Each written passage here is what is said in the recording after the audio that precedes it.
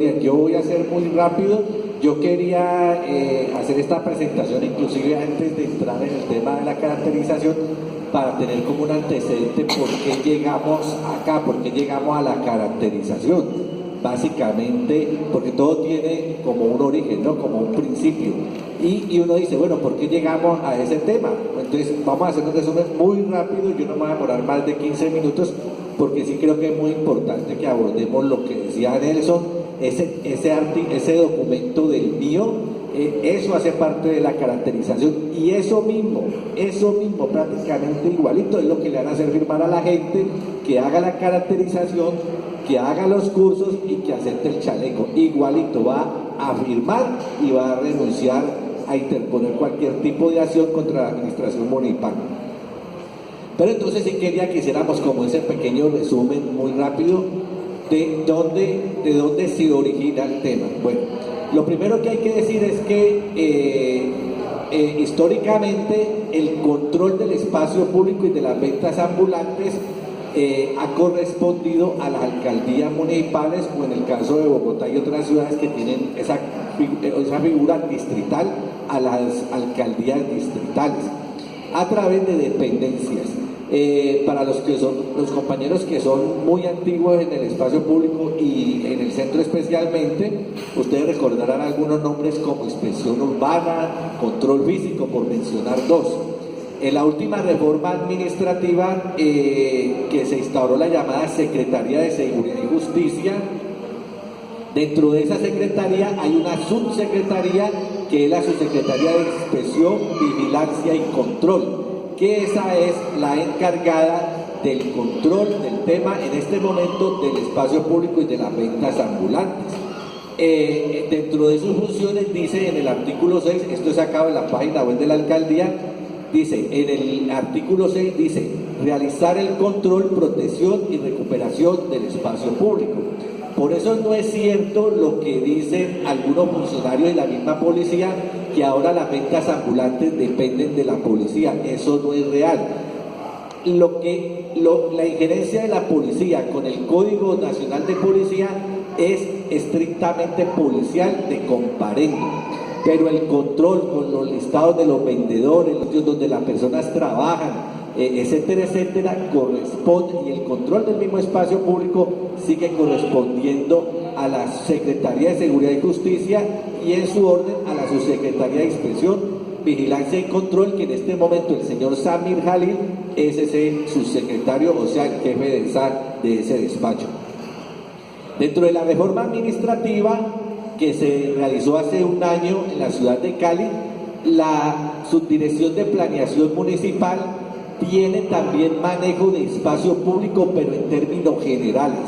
Ya el espacio público, no visto solamente como la ocupación de los vendedores ambulantes, sino de la protección de parques, de los farallones, la ocupación de los mismos carros, ¿sí me entienden? Ya es general. Entonces, Planeación Municipal tiene, a través de la Subdirección de Espacio Público y Ordenamiento Urbanístico, SEPOU, ese manejo en general del espacio público. Es por eso que son ellos los que en este momento están haciendo la socialización en las comunas del plan único de espacio público que va a presentar la alcaldía a la administración municipal como proyecto de acuerdo en el mes de enero. Esta Subdirección de Espacio Público y Ordenamiento Urbanístico, que depende, como les digo, de planeación, es la responsable de verificar la aplicación de las normas urbanísticas, expedir conceptos de localizaciones y normas de usos del suelo, esquemas de implementación y regulación, líneas de demarcación, licencias de intervención de espacio público. Yo subrayé ahí, yo no sé si lo alcanzan a ver ahí por lo que está por la luz, esa que yo la subrayé y la coloqué en negrillas, es porque se viene después de que se produzca lo que ellos consideran que van a poder hacer, el desalojo de los vendedores. Viene la licitación del espacio público para entregárselo al comercio formal o entregarlo en licitación. Entonces ahí viene el tema de la licencia de intervención de espacio público, que corresponderá a planeación la entrega de dichas licencias previa participación en una licitación. Bueno, ese es básicamente el primer punto que quería tocar.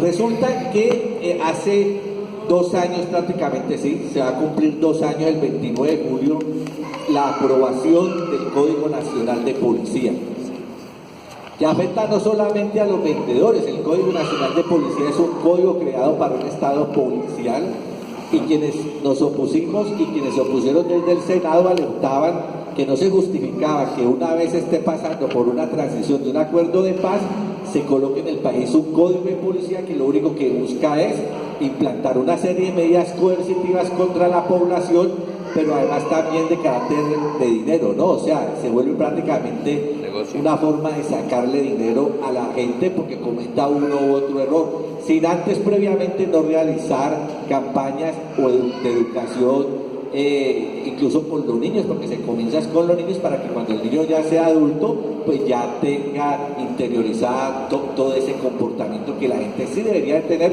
pero que no se justifica implementar un código de policía. Ese código de policía en el artículo 140 habla de comportamientos contrarios al cuidado e integridad del espacio público, y en el numeral 4, ocupar el espacio es irregular, ocupar el espacio público en violación de las normas vigentes. El representante Inti Asprilla, que es del Partido Verde y es representante a la Cámara por Bogotá, hay que decirlo no porque hagamos politiquería o le estemos haciendo campaña a nadie, sino porque es una realidad. Él fue el que mandó ese artículo, el 140, el numeral 4, ante la Corte Constitucional. Entonces la Corte saca una sentencia. No, aquí en por acá tengo una letra y unas. Básicamente la Corte Constitucional lo que hace es dirimir la demanda que presenta Inti Asprilla contra ese artículo.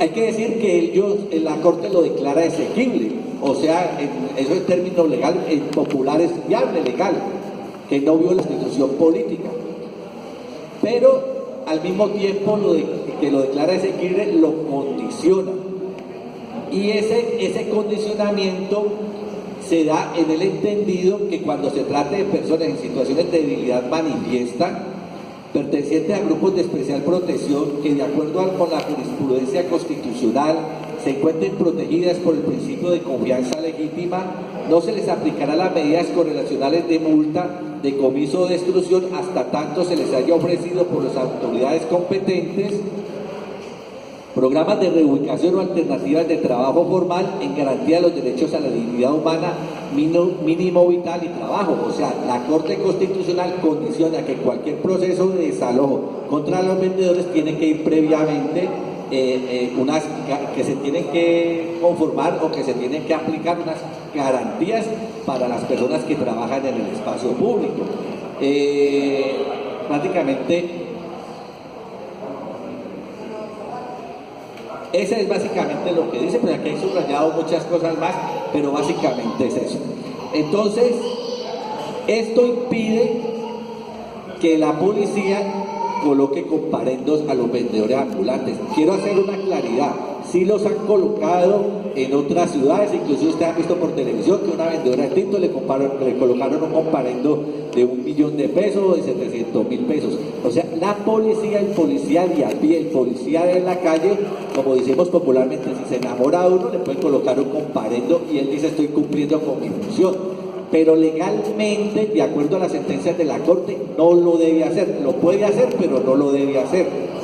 Eso hace entonces que la administración municipal de Cali se vea obligada a presentar ante el Consejo Municipal un acuerdo, que es un proyecto de acuerdo que se convierte en acuerdo, que es el 0424.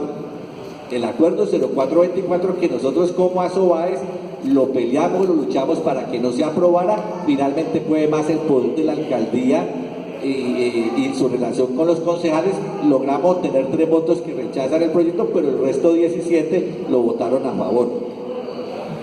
Entonces, lo que hace la administración es que al instaurar ese acuerdo aprobado, ellos ahí dentro del acuerdo tienen este tema de la caracterización.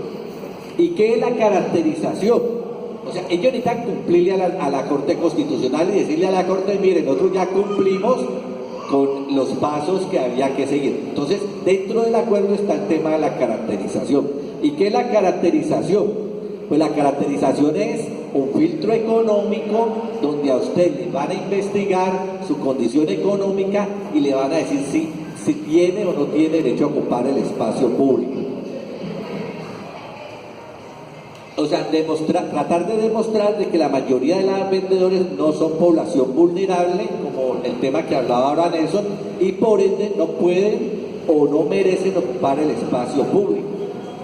Esa caracterización, como lo van a ver ahora con Nelson, es un cuestionario extenso que tiene una serie de preguntas que no corresponden a lo que la gente trabaja en el espacio público y lógicamente y lo dice el mismo acuerdo.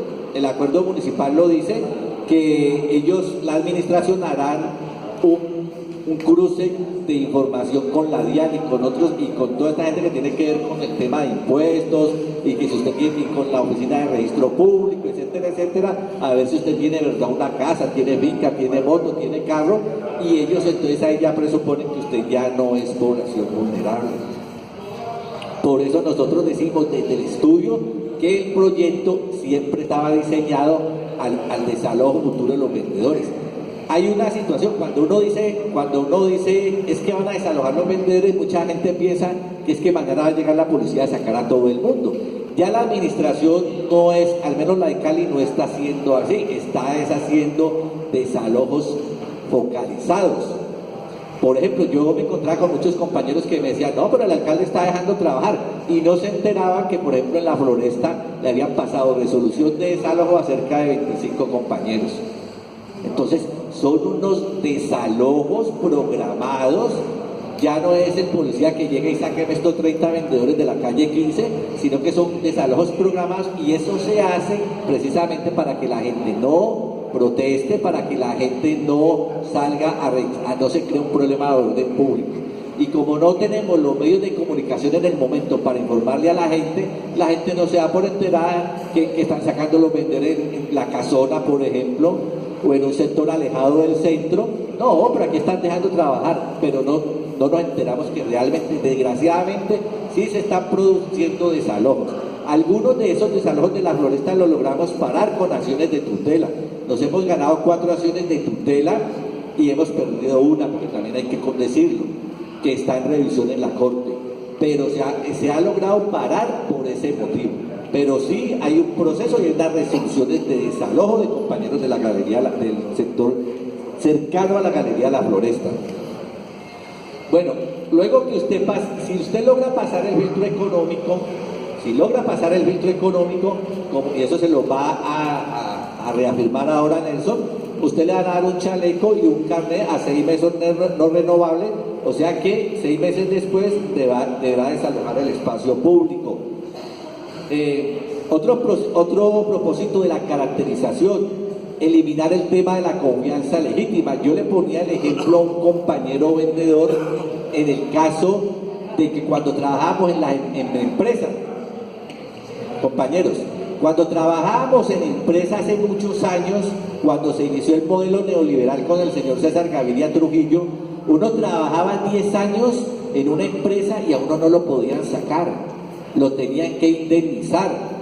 Y resulta que con la llegada del modelo neoliberal le autorizaron a las empresas a hacer ajustes en las empresas, arreglar con el trabajador, y a partir de ahí ya el trabajador perdía su estabilidad laboral. Aquí ocurre algo parecido. Con la caracterización se elimina la confianza legítima, que es un dolor de cabeza de la administración. Usted tiene 3, 4, 5 años, 15 años, 20 años en el espacio público y la administración se lo ha permitido, usted goza de la confianza legítima. ¿Cómo se gana la confianza legítima? Bueno, por negligencia o permisividad de la administración municipal, eso ya lo hemos dicho en varias ocasiones, porque la administración permitió que la persona trabajara ahí y nunca lo organizó ni tampoco le dijo que se fuera. Por pago de servicios públicos, hay muchos compañeros que han ganado confianza legítima porque sacan la energía, pero no se la roban, por decirlo de una manera, sino que hacen un acuerdo con Incali que eso se hizo hace muchos años con los sindicatos, se llegó a un acuerdo para que se le cobrara una cuota fija al vendedor, que el vendedor paga una cuota fija, guarda su recibo de servicios públicos y primero demuestra que no se está robando la energía, o sea que no lo pueden meter en un proceso de robo, de fraudulento de la energía, pero además le sirve para demostrar confianza legítima, antigüedad. Por convenios firmados por grupos de vendedores con la administración municipal o entes territoriales. Por ejemplo, tenemos un caso en Cali con los compañeros de la Colina de San Antonio, son 44 vendedores que tienen un convenio firmado hace 8 años con la Junta de Acción Comunal y con la Secretaría de Gobierno. No los pueden sacar porque tienen ese convenio. Si los van a sacar, tendrían que entrar a renegociar el convenio. Por acuerdos municipales, porque de pronto el Consejo presentara un proyecto de acuerdo reconociendo el trabajo de los vendedores y entonces los reconociera, entonces no podrían sacar al vendedor por censos, que muchos tienen censos y eso es lo que les permite trabajar todavía en el espacio público, los que no han sido desalojados, por censos o por permisos antiguos, así ya estén vencidos. Por promesas incumplidas, que es un tema en la ciudad, en el centro de Cali, que nosotros tenemos un convenio firmado por los sindicatos unidos, un convenio con el que no estuvimos de acuerdo hace 16 años y lo peleamos, pero finalmente lo firmaron y por ese convenio sacaron los compañeros de la carrera octava, calle 13, 14 y 15. Resulta que ese convenio la administración no lo cumplió. Entonces un amigo me decía en estos días, un compañero, pero es que si no le cumplen a la FARC, si no le cumplen al SUTEP, si no le cumplen a los grandes sindicatos, pues menos le van a cumplir a los vendedores. Resulta que ese convenio, por no haberse, la administración no haberlo incumplido, entonces ahí nosotros tenemos forma de mostrar confianza legítima. Promesas incumplidas se llama, está dentro de varias sentencias de la Corte Constitucional. Todo este proceso finalmente, la caracterización, la encuesta que le están haciendo extensa además, que además no es obligatoria porque el mismo formato lo dice al comienzo de la encuesta, dice, ¿sería usted tan amable de contestarme las siguientes preguntas? O sea, no es obligatorio porque usted está entregando información personal, incluso de su condición sexual, que si usted pertenece a determinada etnia, que si su familia lo tiene afiliado a una EPS como beneficiario, etcétera, etcétera, que qué nivel de servicio tiene, qué estrato vive, que si tiene casa, etcétera, etcétera.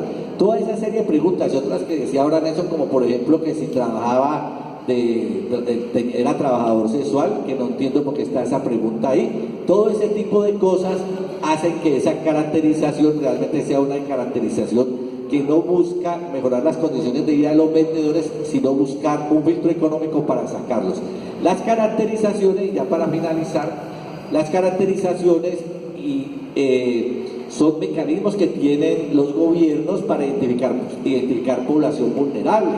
Entonces se caracteriza población afro, por ejemplo, de comunidades ancestrales afro o comunidades indígenas, la misma comunidad LGTBI, comunidades en condición de discapacidad, personas en condición de discapacidad, etcétera, etcétera.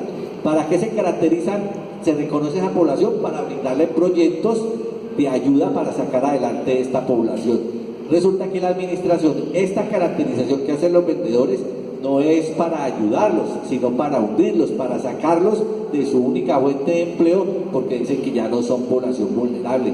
Y eso era algo que en la discusión del acuerdo decía la concejal María Grace Figueroa, que fue una de las personas concejales que votó contra el acuerdo, decía, esta caracterización y este acuerdo no es para ayudarle a los vendedores. Y ella decía, hay que hacer una política pública para los vendedores, para ayudar a los vendedores, para coger a los jóvenes y ponerlos a estudiar, si es que no han podido terminar el bachillerato, o quieren entrar a una universidad o hacer una carrera técnica, para ayudarle a las madres cabezas de familia.